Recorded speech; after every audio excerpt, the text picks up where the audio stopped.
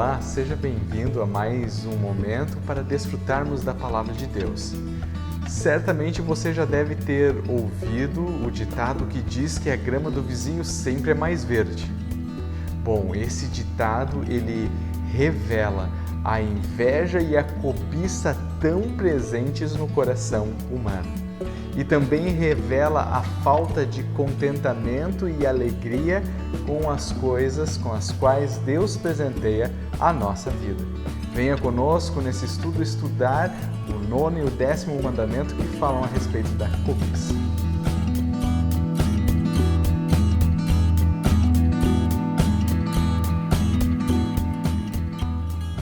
O nosso estudo hoje é sobre o 9º e o 10º mandamento, e esses mandamentos estão registrados em Êxodo, no capítulo 20, versículo 17, onde está escrito, 9º mandamento, não cobiçarás a casa do teu próximo. E o 10º mandamento, não cobiçarás a mulher do teu próximo, nem o seu servo, nem a sua serva, nem o seu boi, nem o seu jumento, nem coisa alguma que pertença ao teu próximo. Bom, o 9º mandamento fala a respeito da cobiça à casa, às propriedades, à herança do próximo. O 10º mandamento fala da cobiça à mulher, ao marido, aos empregados, aos servos e também aos animais ou o meio de sustento do nosso próximo. E o 10º mandamento finaliza dizendo que nenhuma coisa que pertença ao próximo deve ser cobiçada. Nós não devemos cobiçar de maneira alguma. Esse é um dos mandamentos que muitas pessoas acreditam que estão tranquilas e que não tem problema nenhum com esse mandamento. Mas nós precisamos dar uma olhada um pouco mais a fundo nele para ver o que ele realmente tem a nos dizer hoje. E eu começo fazendo isso através de um texto de Tiago, capítulo 1, versículo 15. Ali, Tiago diz o seguinte: então a cobiça, depois de haver concebido, dá à luz o pecado, e o pecado, uma vez consumado, gera a morte. Bom, o que Tiago está dizendo é que a cobiça é a mãe de todos os pecados. É ela que gera os pecados. Por que alguém tira a vida de outra pessoa? Porque cobiçou. Pode ter cobiçado uma propriedade dela, um bem dela, ou pode ter cobiçado a honra daquela pessoa. Por que um filho desrespeita os seus pais? Porque ele cobiça a posição dos seus pais, a posição de honra e de autoridade, fazendo aquilo que ele bem quer. Porque uma pessoa faz fofoca, espalha falsos testemunhos a respeito de outra pessoa? Por causa da cobiça, seja da honra ou seja de privilégios de outras pessoas para consigo. Porque o ser humano desrespeita a Deus, os 3 primeiros mandamentos? Porque ou cobiçou o mundo, ou os dois juntos, cobiça a posição do próprio Deus, quer ser igual a Deus, quer ser o seu Deus, tendo autoridade sobre sua vida, fazendo aquilo que bem quiser e entender. Então, a cobiça está por trás de todos os outros mandamentos e de todos os outros pecados. Ela é a mãe deles. Todo o pecado começa com a cobiça e termina com a idolatria. Então, nós temos aqui embaixo agora o 9º e o 10º mandamento. São os últimos mandamentos que falam da cobiça. Nós temos aqui em cima a idolatria, que é o 1º mandamento. Agora, todos os pecados nascem aqui, se desenvolvem através dos outros mandamentos e todos cometem o pecado contra a idolatria. Eu leio para vocês Colossenses capítulo 3, versículo 5. Ali o apóstolo Paulo diz: portanto, façam morrer tudo o que pertence à natureza terrena: imoralidade sexual, impureza, paixões, maus desejos e a avareza, que é idolatria. Perceba que o apóstolo Paulo está dizendo que a avareza é idolatria. Avareza e cobiça são duas palavras que seguem conjuntamente, as duas têm um significado muito semelhante. Inclusive, a nova tradução na linguagem de hoje traduz aqui, ao invés de avareza, traduz cobiça. A cobiça é idolatria. E a cobiça nos leva a todos os pecados, que nos leva a transgredir aquilo que Deus está falando que nós devemos fazer. E isso se torna, sim, uma idolatria. Por exemplo, Deus está te falando, honra o teu pai e tua mãe, mas você desonra, quem está em primeiro lugar? A palavra de Deus te dizendo para honrar o pai e a mãe, ou a tua vontade de fazer conforme você quer? Então você tomou uma posição maior do que a de Deus, tornando assim idolatria. Eu quero ler um texto para vocês de 1 Coríntios capítulo 10, versículo 6. E ali o apóstolo Paulo diz o seguinte: Ora, estas coisas se tornaram exemplos para nós, a fim de que não cobicemos as coisas más que eles cobiçaram. Perceba que o apóstolo Paulo está dizendo que estas coisas se tornaram um exemplo para nós, para que a gente não cobice como eles cobiçaram. Quais coisas devem servir de exemplo para nós? Se a gente ler os versículos anteriores, nós vamos ver a história lá da libertação no Egito, eles andando pelo meio do deserto, Deus cuidando deles, Deus amparando a eles, mas eles reclamando e cobiçando. Eles reclamam da falta de alimento, eles reclamam que depois o alimento é sempre a mesma coisa, eles reclamam da falta de água, eles olham para as outras nações e começam a cobiçar, eles querem voltar àquilo que eles tinham antes, ou seja, eles estão infelizes com o cuidado de Deus na vida deles, cobiçando ter de volta a vida da escravidão e reclamando contra Deus diante de tudo que estava acontecendo. A cobiça deles levou ao pecado de idolatria. A cobiça deles fez com que essa cobiça fosse um pecado diretamente contra Deus, de desconfiança, de falta de fé e de falta de agradecimento, de falta de visão daquilo que Deus estava fazendo por eles. E esse é um cuidado que nós temos que ter na nossa vida para que não o cometamos. Que nós lembremos sempre muito de agradecer por tudo aquilo que Deus está nos dando, de viver uma vida de contentamento com as coisas que Deus nos concede e não simplesmente ficarmos aborrecidos com as coisas que não temos, porque a grama do vizinho sempre é mais verde. O outro sempre tem melhor, o outro sempre tem coisas que satisfazem mais do que as que eu tenho. Bom, esse problema do ser humano não é um problema novo. Nós percebemos isso da cobiça ser a mãe dos pecados e de o pecado começar com a cobiça e acabar na idolatria desde lá do Gênesis. Qual foi o pecado de Adão e Eva? Percebam como a serpente tentou a este primeiro casal. Em Gênesis capítulo 3, versículos 5 e 6 está escrito: Porque Deus sabe que no dia em que dele comerdes, se vos abrirão os olhos, e como Deus, sereis conhecedores do bem e do mal.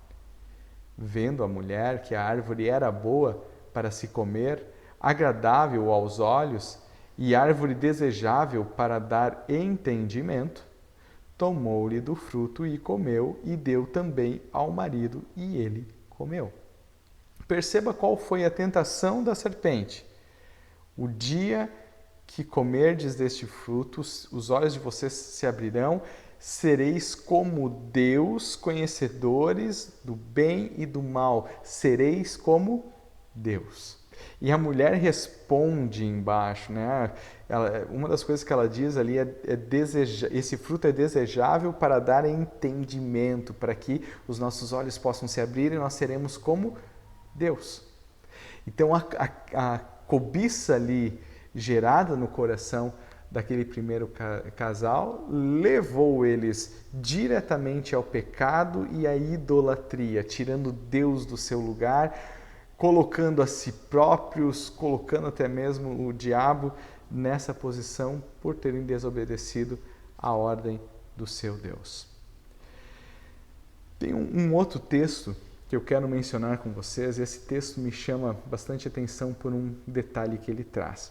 É um texto lá de Mateus, capítulo 20, e ali Jesus conta uma parábola. No contexto, nós temos os discípulos se perguntando, Pedro pergunta para Jesus, o apóstolo Pedro, olha, nós estamos deixando tudo para trás, e o que é que a gente vai ganhar com isso? E Jesus primeiramente responde dizendo que eles ganharão sim galardões eternos, ganharão a vida eterna e honra e glória do próprio Deus. Mas logo depois de dar essa resposta, Jesus conta uma parábola bastante interessante de um dono de uma vinha que sai para contratar variadas vezes trabalhadores para trabalhar consigo. Bom, esse dono da vinha vai contratar pessoas logo bem cedinho de manhã, ali pelas 6 da manhã, numa praça da cidade, onde provavelmente as pessoas ficavam ali ociosas, eram pessoas que não tinham um emprego fixo à espera de um trabalho. Então ele vai às 6 horas da manhã e contrata alguns trabalhadores. E ele contrata esses trabalhadores, fecha lá o contrato por 1 moeda de prata. Ele volta às 9 horas da manhã e chama mais trabalhadores para trabalhar na vinha, fecha lá o valor de 1 moeda de prata, que era o valor de um dia de trabalho, e eles vão trabalhar. Ele volta ao meio-dia e contrata mais pessoas para trabalhar na vinha. Ele volta às 3 horas da tarde e contrata mais pessoas para trabalhar na vinha, e ele volta às 5 horas da tarde e contrata mais pessoas para trabalharem na vinha. Todas essas pessoas vão trabalhar e logo depois acaba o expediente, acaba o horário de trabalho. E esse dono da vinha começa a fazer os acertos. E ele diz para o tesoureiro ali, aquele que faria os pagamentos, para ele começar a pagar aqueles que começaram a trabalhar por último. E aqueles que começaram a trabalhar por último vão lá, aqueles que começaram a trabalhar 5 horas da tarde, vão lá e ganham 1 moeda de prata. Eles trabalharam pouquíssimo tempo, pouquíssimas horas, e ganham 1 moeda de prata. E assim por diante, todos vão ganhando 1 moeda de prata. Até aqueles que começam a trabalhar de manhã cedo, às 6 horas da manhã, às 9 horas da manhã, ganham também 1 moeda de prata. E aí eles começam a reclamar. E a resposta então do dono da vinha é: mas o que foi acertado com vocês? Não era 1 moeda de prata? E o detalhe que eu quero trazer para vocês aqui nessa parábola, é lógico que ela está falando de uma dimensão maior, que é a dimensão da salvação e da vida eterna, mas enquanto aqueles trabalhadores trabalharam com os seus olhos fixados no seu Mestre, no seu Jesus, e naquilo que eles tinham acertado com o dono da vinha, eles estavam felizes, tranquilos, estavam fazendo o seu trabalho. Quando que eles começam a reclamar? Quando eles começam a olhar para o outro. Mas o outro ganhou a mesma coisa do que eu, mas eu trabalhei muito mais. Quando eles começam a comparar com o outro, aí começa a haver desavença, aí começa a ter problemas. Jesus está aplicando isso em relação à vida eterna, que muitos vão se arrepender no último momento da sua vida, e nós deveríamos estar alegres de que essas pessoas estão se convertendo, estão sendo salvas, e não reclamando que eles vão receber a vida eterna, como nós também receberemos. Bom, nós, eu digo aqueles que se arrependeram mais cedo, talvez, na sua vida. Então, Jesus está aplicando essa história para esse contexto, mas a gente aprende que quando os nossos olhos estão fixos, né, na nossa relação e naquilo que a gente fechou com o dono da vinha, está tudo bem. Agora, quando a gente começa a olhar para o próximo, aí a gente começa a ter problema. Aí a gente começa a ver, aquele lá tem um pouquinho mais do que eu. ou aquele lá trabalhou menos do que eu e tem a mesma coisa que eu ou mais. E isso é injusto e eu começo a reclamar. Esse é um cuidado que a gente tem que ter no 9º e no 10º mandamento. Quando a gente tira os nossos olhos do nosso Senhor, do nosso Deus, e começa a olhar para o próximo.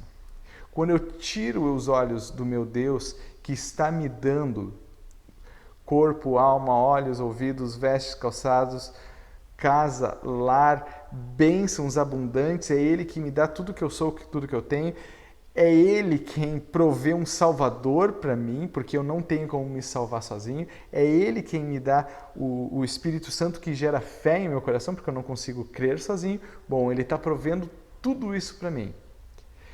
Quando eu estou olhando simplesmente para Ele e eu chego em casa e olho para as coisas que eu tenho, poxa, o meu sofá foi Deus quem deu, a minha televisão foi Deus quem deu, as coisas que eu tenho no meu armário, tudo foi Deus quem colocou ali. Quantas coisas Deus está me dando, muito além daquilo que eu realmente preciso para viver. Deus está me dando coisas, inclusive, para o meu conforto.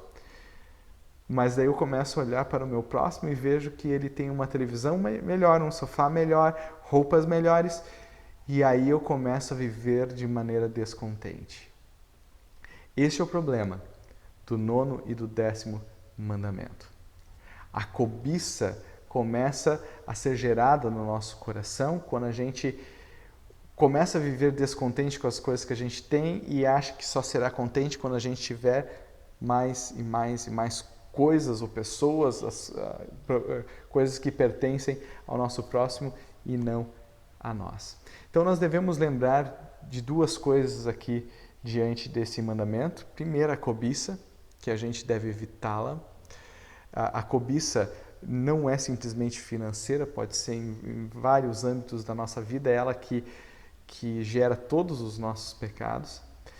E também nós devemos aprender a se contentar com as coisas que Deus nos dá. Se contentar é viver contente com aquilo que Deus nos dá. Se contentar não significa que eu tenho que ficar somente com as coisas que eu tenho e não posso melhorar de vida. É lógico que não. Deus quer que a gente também melhore e prospere na nossa vida. Ele quem nos abençoa para que a gente também melhore, para que a gente também prospere no decorrer da nossa vida. Agora, nós devemos aprender a viver contentes com aquilo que Ele nos deu, porque senão nunca será o suficiente. Senão, eu vou começar a achar que a esposa e o marido do próximo é muito melhor que o meu e vou querer tê-la para mim. Eu vou querer a honra do meu pai e da minha mãe. Eu vou querer tirar a honra do meu próximo e desgastar o nome dele. Eu vou querer começar a tirar coisas do meu próximo para que eu tome vantagem no 7º mandamento. Eu vou querer tomar o lugar do próprio Deus na minha vida. Eu ser o meu próprio Deus para que eu possa fazer as coisas do meu jeito.